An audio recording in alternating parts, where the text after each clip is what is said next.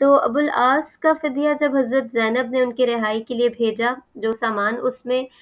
وہ ہار بھی تھا جو حضرت زینب کو ان کی والدہ یعنی حضرت خدیجہ نے ان کی رخصتی کے وقت پر دیا تھا، تو رسول اللہ صلی اللہ علیہ وسلم نے جب وہ ہار دیکھا تو بہت آبدیدہ ہوئے اور رنجیدہ ہوئے اس کو دیکھ کے، کیونکہ اپنی ایک وائف سے ایسوسیشن، اپنی بیٹی سے ایسوسیشن، اور آپ اور مجھے ایز اے وومن پتہ ہے کہ وہ ہار کتنا زیادہ قیمتی ہو جاتا ہے اس ایسوسیشن کی وجہ سے، کہ کس طرح ماں نے کسی چیز کو سنبھالا ہوتا ہے اور پھر وہ بیٹی کو دیتے ہیں رخصتی کے ٹائم پر. تو اس ہار کو رسول اللہ صلی اللہ علیہ وسلم نے ابوالعاص کو واپس دے دیا اور کہا کہ آپ زینب کو واپس دے دیجیے گا جا کر، لیکن اس کے بدلے میں آپ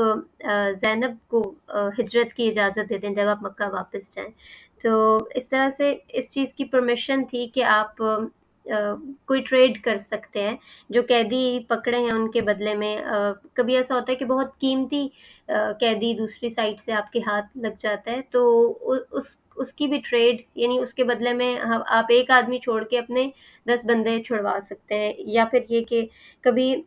حتیٰ کہ جنگ تک روکی جا سکتی ہے. اس کو ہم اس طرح سمجھ سکتے ہیں کہ جب ابھی وہ جو انڈیا پاکستان کی جنگ ہوئی تھی 27 فیب میں، آئی تھنک آج سے 3 سال پرانی بات ہے،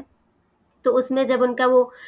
پائلٹ تھا وہ پکڑا گیا، تو اس کے بدلے میں پھر یہ کیا گیا تھا کہ پوری جنگ ہی ایک طرح سے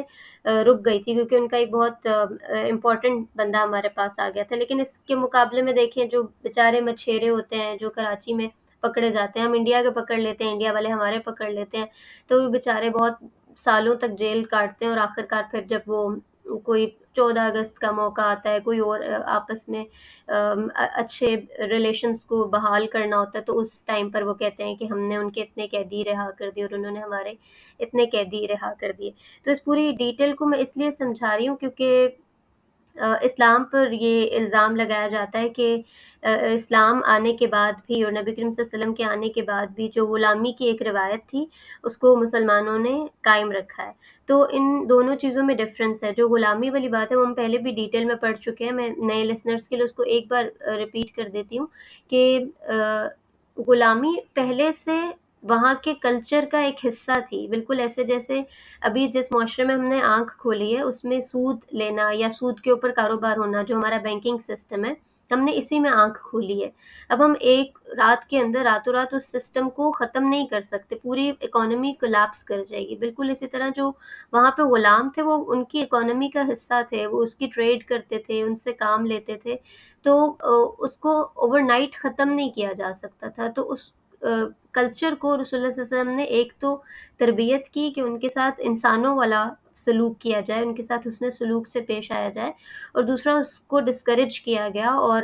اس بات کی بہت زیادہ انعام یعنی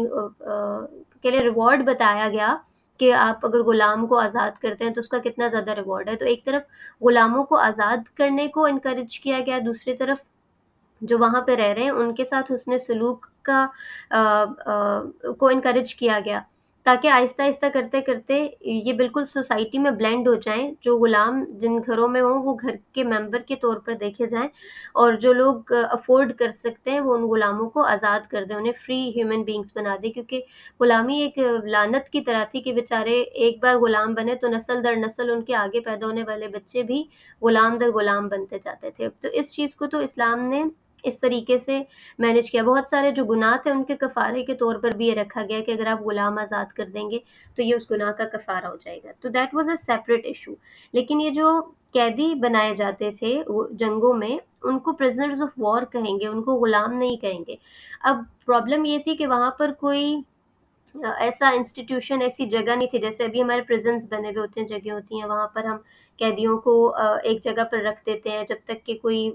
دوسری سائڈ سے ڈیل نہ ہو، یا اور جب تک کوئی ان کے بارے میں ڈیسیژن نہ ہو سکے کہ ان قیدیوں کا کیا کرنا ہے. تو پھر وہ پریزنس میں رہتے ہیں، وہاں پہ بے شک وہ کام کرتے ہیں، یا ڈپینڈنگ آن ایوری سٹیز یا کنٹریز لا یا سچویشن کہ ان کا کیا معاملہ کرنا ہے. لیکن چونکہ عرب میں اس وقت جب یہ رسول اللہ صلی اللہ علیہ وسلم کے انڈر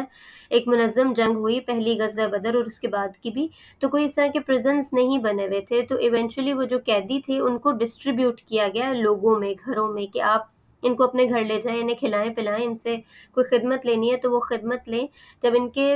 لواحقین اگر فدیہ کے طور پر انہیں لینے آئیں گے یا اور کوئی سچویشن بنے گی تو اسٹیٹ کے لیول پر اس چیز کو ڈیسائیڈ کیا جائے گا۔ So these are two separate things, اور انشاءاللہ ہم جب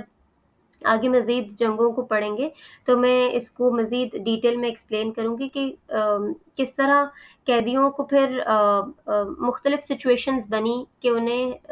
رہا کیا گیا یا ان کے بدلے میں ٹریڈ کی گئی، لیکن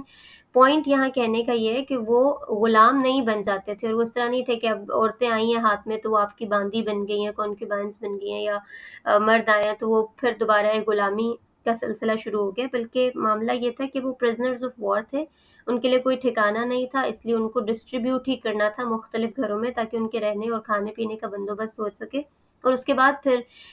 ڈیسیجنس لیے جاتے تھے کہ ان کے ساتھ کیا معاملہ کرنا